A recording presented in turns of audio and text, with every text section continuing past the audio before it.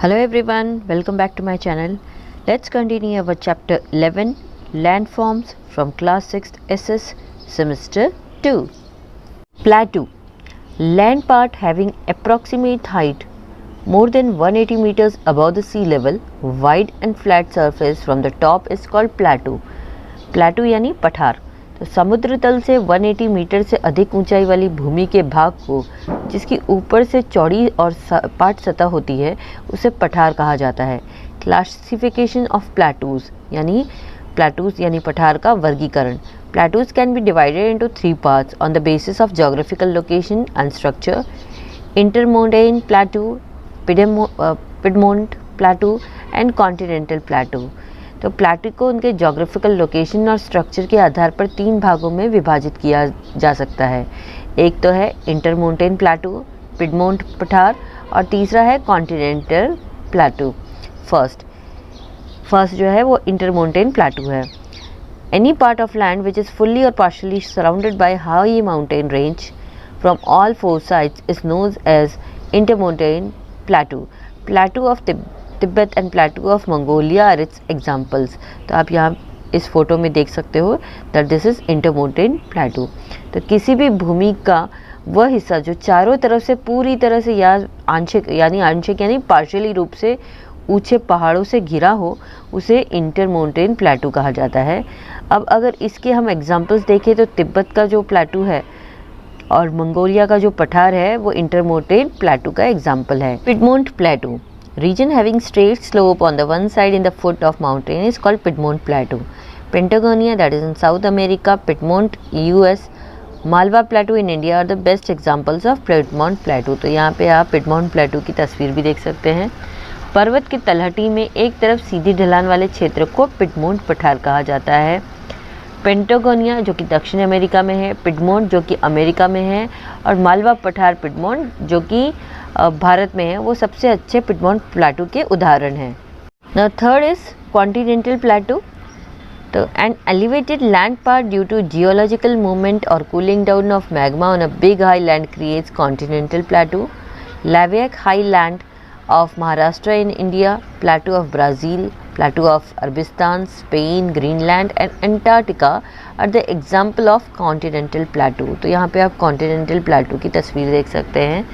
एक ऊंचा भूगर्भीय हलचल के कारण भूमि भाग या बड़े उच्च भूमि पर मैग्मा को ठंडा करने से कॉन्टिनेंटल पठार बनता है. भारत में महाराष्ट्र की लावाच उच्च भूमि पठार है.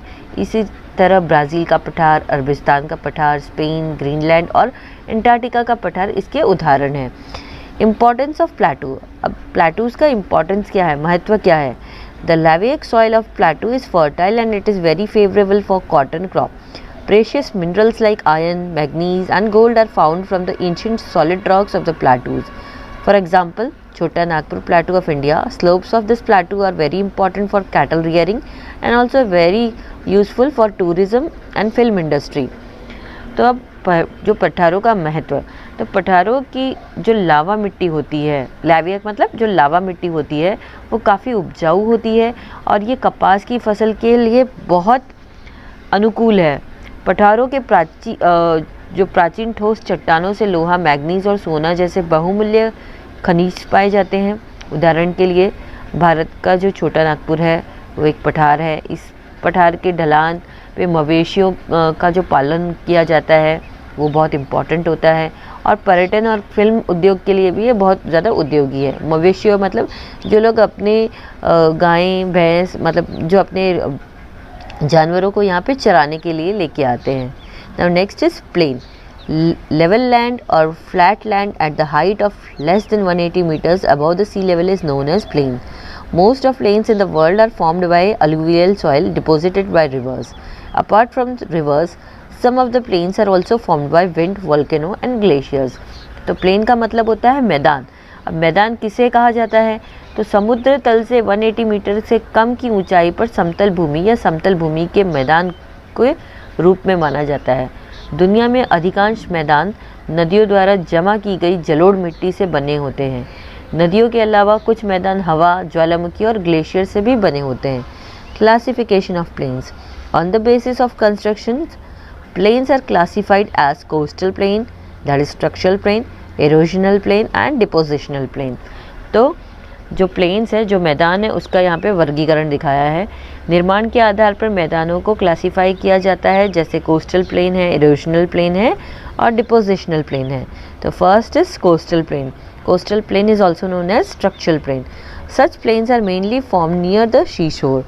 When the end of continental part of land near seashore is uplifted due to the geological movement, these plains are formed. Such plains are known as structural plains. This type of plains are often found in the coastal region. Plains situated in the southeastern part of United States of America spreads up to the Gulf of Mexico. It is an example of coastal plain. Erosion which occurs in the bottom of land creates such plains. Plain in the center of Australia is formed in the same manner. तो coastal plain, तो इसको structural plane भी कहा जाता है। ऐसे मैदान मुख्य रूप से किनारे पे बनते हैं। जब समुद्री तट के पास भूमि की महाद्वीपीय भाग का अंत भूगर्भीय हलचल के कारण ऊपर हो जाता है, तो ये मैदान बन जाते हैं। ऐसे मैदानों को स्ट्रक्चर प्लेन के रूप में जाना जाता है। इस प्रकार के जो मैदान जो हैं उन्हें तटीय यानी कि कोस्टल एरिया में पाए जाते हैं। संयुक्त राज्य अमेरिका के दक्षिण पूर्वी भाग में स्थित मैदान मेक्सिको की खाड़ी तक फैला हुआ है। ये कोस्टल प्लेन का एक एग्जाम्पल है। इरोजन जो कि भूमि के तल में होता है, ऐसे मैदानों का निर्माण करता है। ऑस्ट्रेलिया के सेंटर में मैदान इसी तरह से बनता है। Now next is erosional plain. The process of erosion goes on continuously on the surface of the earth over the long run of time. Such plains are formed due to the erosion which occurs in the mountains and plateaus because of natural factors like river, wind and glaciers. This type of plains are not completely flat, but they are seen between hills of solid rocks. Plains of Canada and western Siberia are formed because of erosion. Plains built by erosion are also called पेनेप्लेन। तो next is एरोशनल plane. तो पृथ्वी की सतह, halogen की प्रक्रिया पृथ्वी की सतह पर लंबे समय तक लगातार चलती रहती है। इस तरह के मैदानों का निर्माण एरोजन के कारण हुआ है, जो पहाड़ों और पठारों में नदी, पवन और हिम नदी जैसे प्राकृतिक कारकों के कारण होता है। इस तरह के मैदान पूरी तरह से सपाट नहीं है, लेकिन उन्हें ठोस चट्टानों की पहाड़ियों के बीच देखा जाता है। कटाव के कारण कनाडा और वेस्ट साइबेरिया के मैदान बनते हैं। एरोजन द्वारा निर्मित मैदानों को पेनेप्लेन भी कहा जाता है। The third one is depositional plain. This type of plain is formed because of alluvium deposited by rivers, glaciers, wind etcetera in lakes और seas. Such plains are called depositional plain and also called riverine plain.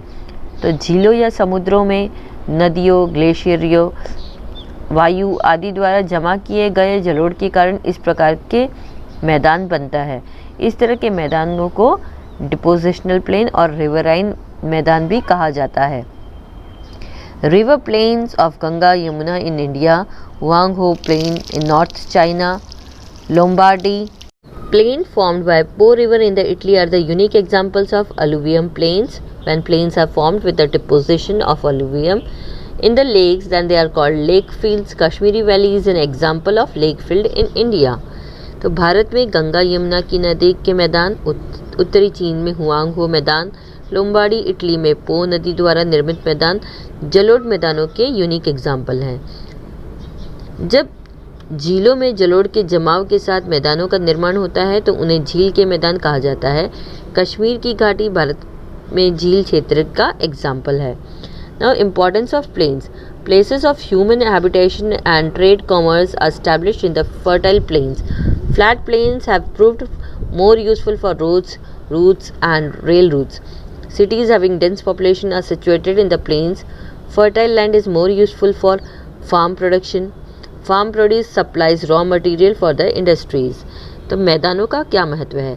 उपजाऊ मैदानों में मानव निवास और व्यापार वाणिज्य के साथ स्थापित किए गए हैं। सड़क मार्गों और रेल मार्गों के लिए सपाट मैदान अधिक उपयोगी साबित हुए हैं। घनी आबादी वाले शहर मैदानी इलाकों में स्थित हैं। उपजाऊ भूमि कृषि उत्पादन के लिए अधिक उपयोगी है। कृषि उपज उद्योग के लिए कच्चे माल की आपूर्ति करती है। Next is bay. Usually a part of an ocean's water is called bay. They take shape like huge and wide lake surrounded by the land. The bay can be large and small in size.